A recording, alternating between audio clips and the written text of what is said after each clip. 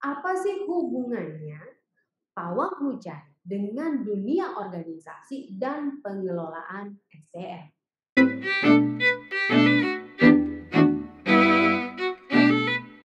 Beberapa hari ini sedang viral di media sosial tentang keberadaan pawang hujan di tengah-tengah acara International MotoGP di Mandalika, yang bisa dibilang membuat Indonesia kemudian mendunia dengan kehadiran sang pawang hujan yang memberikan performance yang tidak biasa bagi mereka yang bukan orang Indonesia.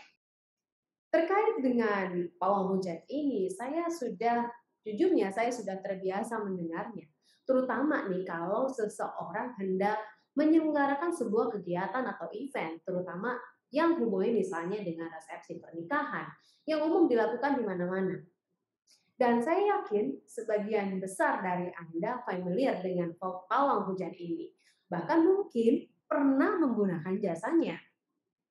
Oke, kita kembali ke pawang hujan yang begitu viral dan saya banyak sekali menemukan komentar para netizen yang kebanyakan cenderung negatif, memojokkan orang tertentu di negara ini.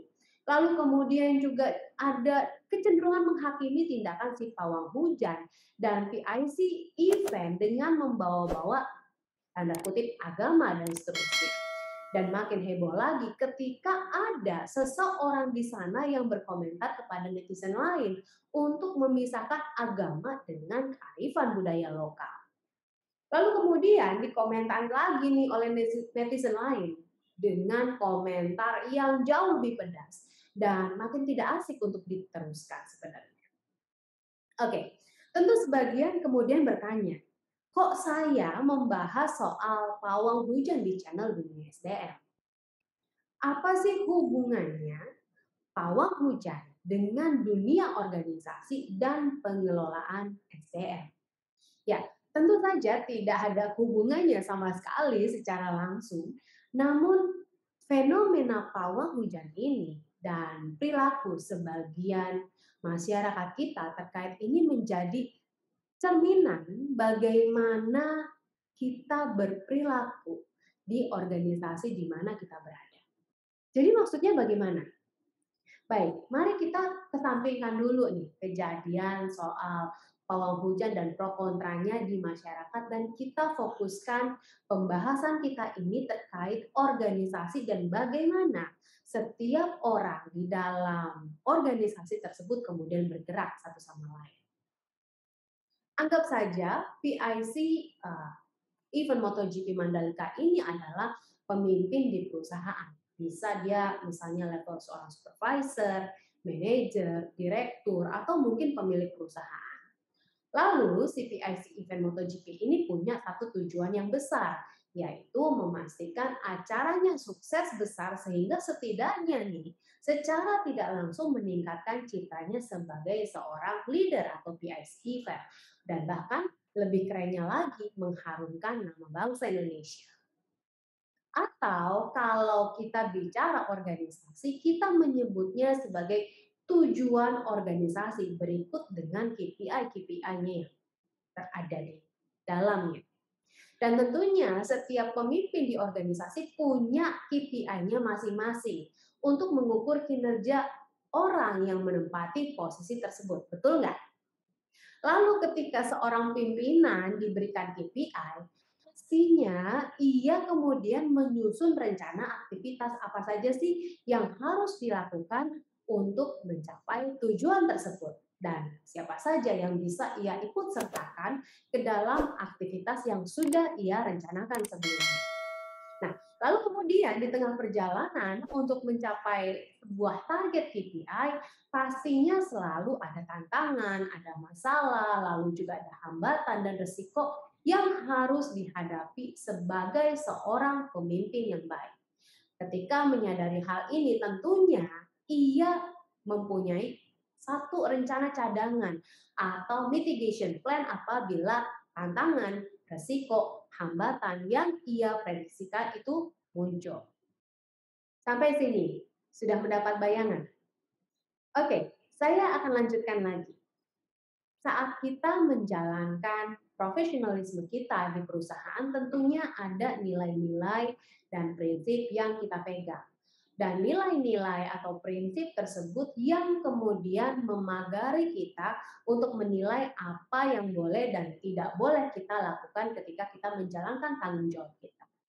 Dan idealnya sebagai seorang profesional, apalagi seorang pimpinan di sebuah organisasi atau perusahaan, konsistensi menjalankan nilai-nilai dan prinsip ini menjadi hal yang sangat fundamental. Tidak hanya saat harus melakukan tindakan segera, membuat keputusan, ataupun misalnya mengelola tim di unit kerjanya. Faktanya nih, di dunia ini tidak seideal itu. Seringkali kita terbentuk untuk melanggar nilai-nilai dan prinsip yang kita pegang selama ini dengan alasan keterpaksaan. Atau merasa pilihan tersebut adalah pilihan yang lebih baik. Atau dalam situasi tertentu, seseorang menganggap sesekali saya melanggar nilai dan prinsip itu ya nggak apa-apa kok, atau kita sebut juga sebagai kompromi. Atau sama halnya nih, seorang netizen yang ikut-ikutan menganggap bahwa menggunakan pawang hujan itu dianggap syirik misalnya di event MotoGP. Dan kemudian menghakimi si PIC event tersebut. Padahal mungkin sebenarnya dia juga melakukan hal yang sama saat ia menyelenggarakan resepsi pernikahan anaknya atau pernikahan dia sendiri. Meski yang bernegosiasi langsung dengan si pawang hujan tersebut, si wedding organizer, yaitu jasa WO yang ia pakai. Nah, ini saya menyebutnya sebagai standar ganda. Praktek standar ganda ini banyak ditemukan di mana-mana, termasuk ketika kita menjalankan peran kepemimpinan kita di perusahaan.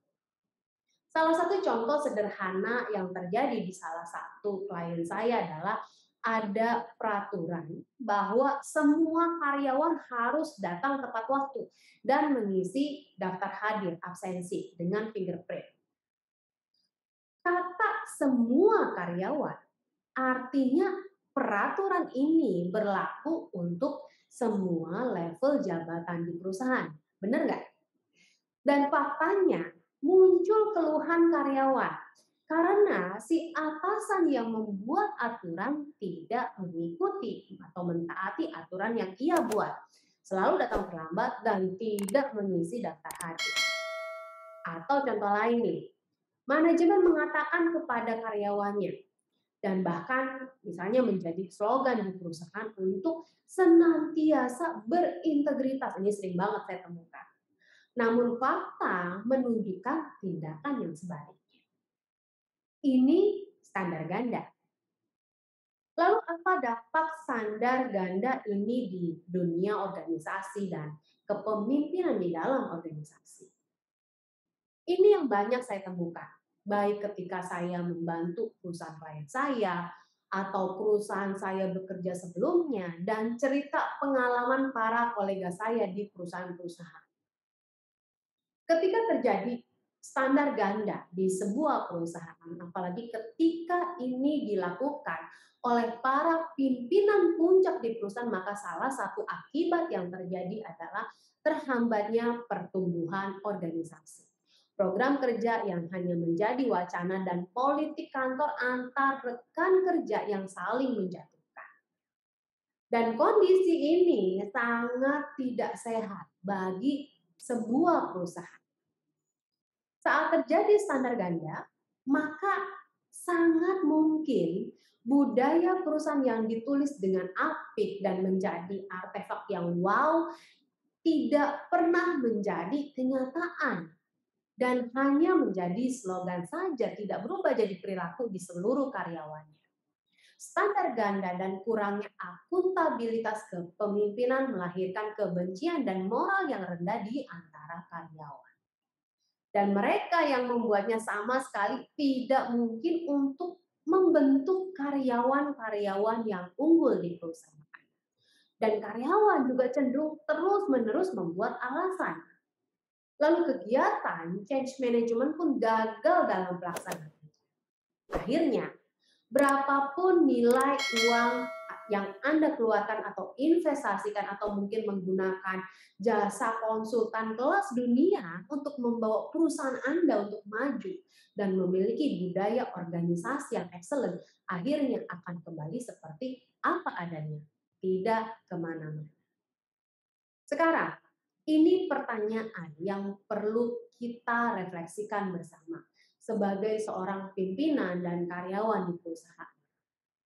Apakah saya akan terus bekerja dengan standar ganda atau saya berkomitmen membangun akuntabilitas saya sebagai seorang profesional di perusahaan?